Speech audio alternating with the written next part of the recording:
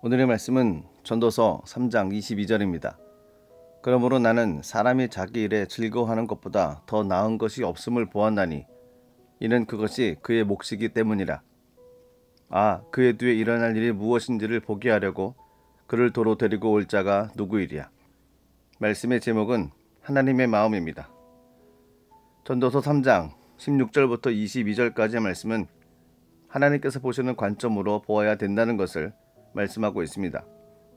16절은 또 내가 해 아래에서 보건대 라는 구절로 시작됩니다. 해 아래에서 라는 표현은 단지 세상에서 보여지는 시각, 관점을 의미합니다. 그렇다면 해 아래에서 어떤 일이 있었다고 말씀하십니까? 16절입니다. 또 내가 해 아래에서 보건대 재판하는 곳 거기에도 악이 있고 정의를 행하는 곳 거기에도 악이 있도다. 재판하는 곳은 정의와 공의가 있어야 하는 곳입니다. 그런데 그러한 곳에 악이 있다고 말씀을 하고 있습니다. 권력과 뇌물들로 불공정한 판결과 행정이 이루어지고 있다는 것입니다. 그러나 솔로몬은 이러한 모습을 보고 좌절하지 않고 하나님의 마음을 품었습니다.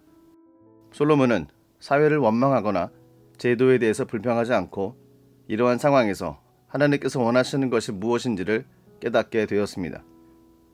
솔로몬이 깨달은 첫 번째는 17절 말씀입니다. 즉 하나님께서 의인과 악인을 심판하셔서 의인에게는 보상을 그리고 악인에게는 징벌을 내리신다는 것입니다.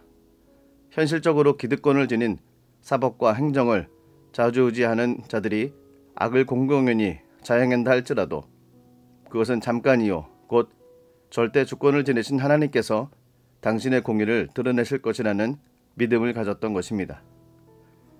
솔로몬이 깨달은 두 번째는 18절부터 22절까지 말씀입니다. 인생이 당하는 일을 짐승도 당하게 된다는 것입니다. 모든 삶은 결말이 있다는 것입니다. 하지만 사람에게는 하나님께서 맡겨주신 일을 발견하는 것이 중요하다고 강조하고 있습니다. 사람이 사는 동안 기뻐하는 것이 하나님이 주신 선물임을 밝히고 있습니다. 그것이 사람이 마땅히 누려야 할 하나님의 보상이요 선물인 것입니다. 그렇습니다. 해 아래에서 사는 동안 하나님의 마음을 품어야 합니다. 해 아래에서 사는 동안 하나님이 맡기신 일을 발견해야 합니다. 해 아래에서 사는 동안 하나님 주신 마음으로 주님께서 맡기신 일을 공의롭게 행하십시오. 그러할 때 인생의 순간마다 하나님의 보상과 선물을 누리는 은혜를 경험하게 될 것입니다.